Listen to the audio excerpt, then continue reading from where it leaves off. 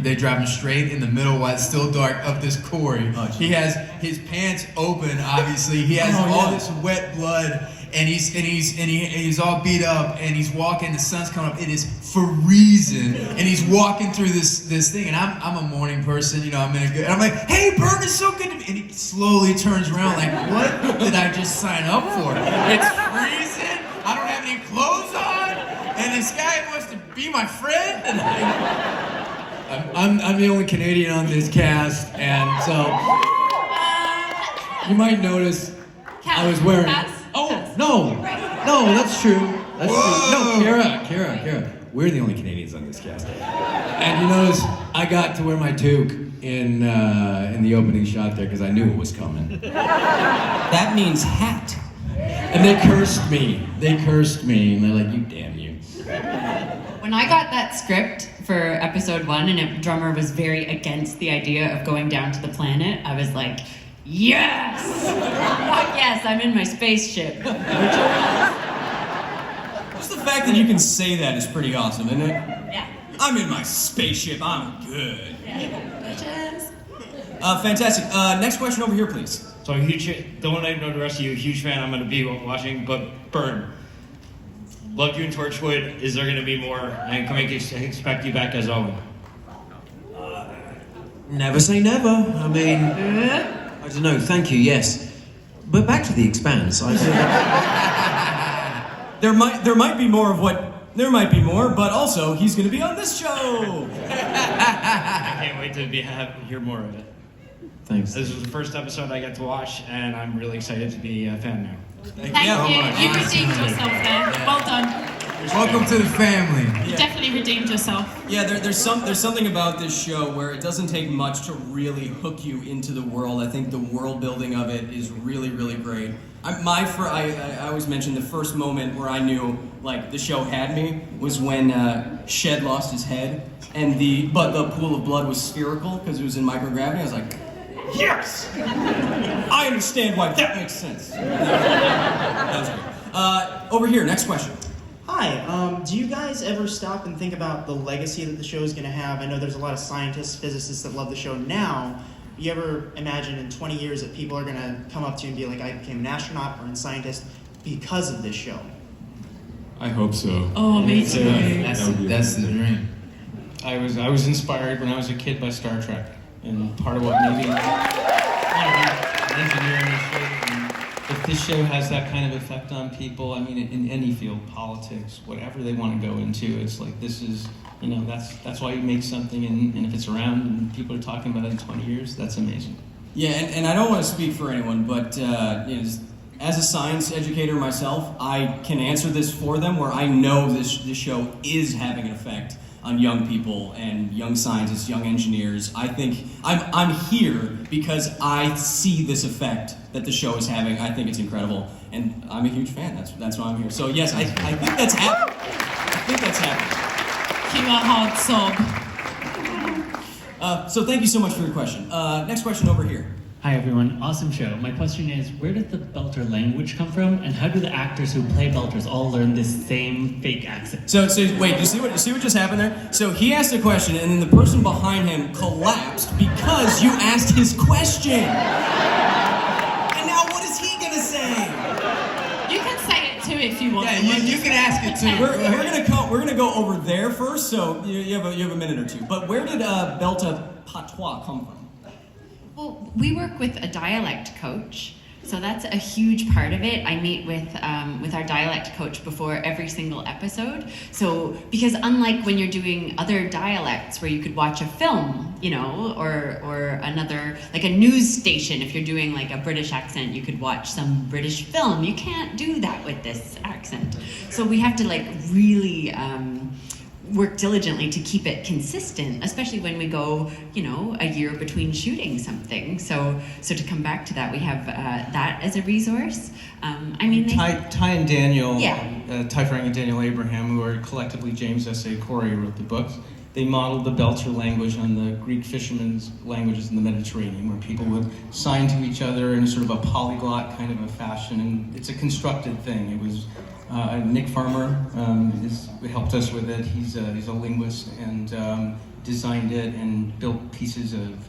It's got a lot of different elements in it from all sorts of different languages, and everybody comes at it with a different accent, and everybody makes their dialect kind of their own. But that's how it came. Because the belt's huge, isn't it? So there's all different versions of it, which is why you hear everyone doing different ones in the show.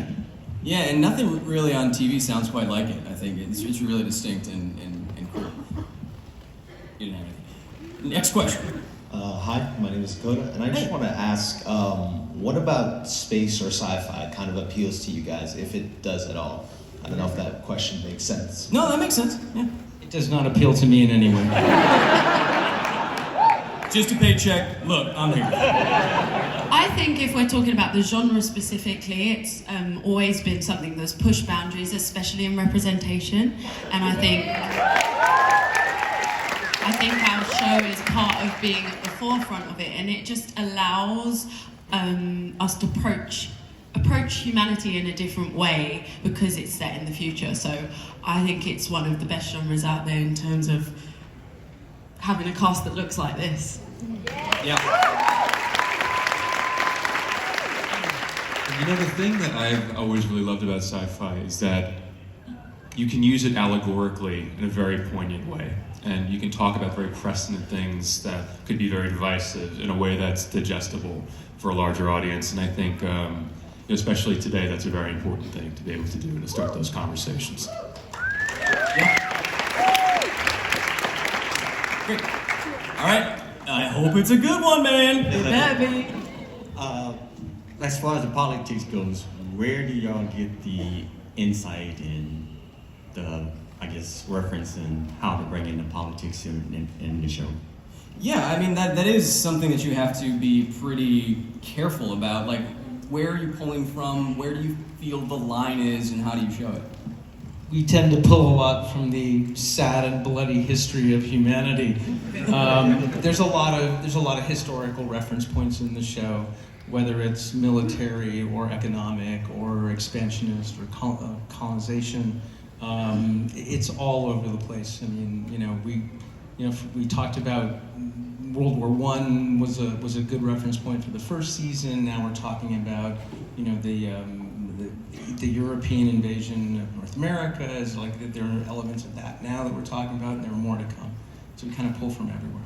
And I think that that's why having such a diverse cast is such a huge asset to the story, because we all bring our various perspectives and our unique points of view to this story politically. I'm an Indigenous woman, and so for me, of course, I'm going to look at the Belter issues sort of from that perspective. And I think that that's part of what makes this story so special. Yeah. All right. I think we have time for maybe 2 more. Sorry, everyone. You got to see a full episode, so. Next question. Hi, everyone. Absolutely huge fan of the show. Love the attention to detail every episode has, especially the throwback to the Tachi gear, as well as Holden's need for the cancer drug. So I was just wondering, does it ever get confusing to keep track of all of the details that are necessary for each character going through all the seasons? Oh yeah.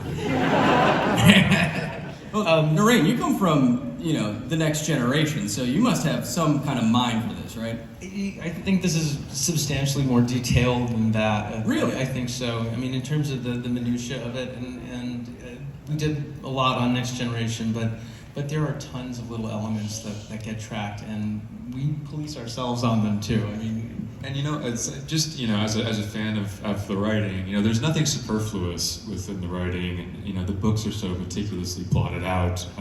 There's nothing that isn't important in this, no matter how small the details. So we're always very cognizant of making sure that those things stay true. Holden's anti-cancer drugs in the beginning, that's important. I mean, that's why it's in there. But yeah, the little details are. And Narain is uniquely qualified to be the showrunner of the show because of his educational background, and he constantly gets emails by me, and it's like, so wait a minute, so was I that? And he has to keep track of all of our small details of everything that's going on, also the science of the show. And I mean, we're very lucky to have somebody like him to watch over this. Very lucky. You miss are going to be our last question time. That works for me. Thank you. Hey! Hey, everyone. Thank Thank you. I worked really hard on it. Great. So my question is, if you had a legitimately salvaged MCRN Corvette, what would you name it? Is this a trick question? It's not a trick question. You can answer whatever you want. Screaming fire hog. The tipper truck. That tickled you. That one got me, yeah. I'm gonna go with that one. That was really funny. Yeah. That tippity top, something like that. Yeah. So, and again, I'm sorry we can't get to everyone's questions, but as a consolation prize, even though we just showed you the first episode for the first time from season 4 before anyone else on Earth got to see it, this wouldn't really be a Comic-Con truly if we didn't have something even more to show you. So, do you want to see some more?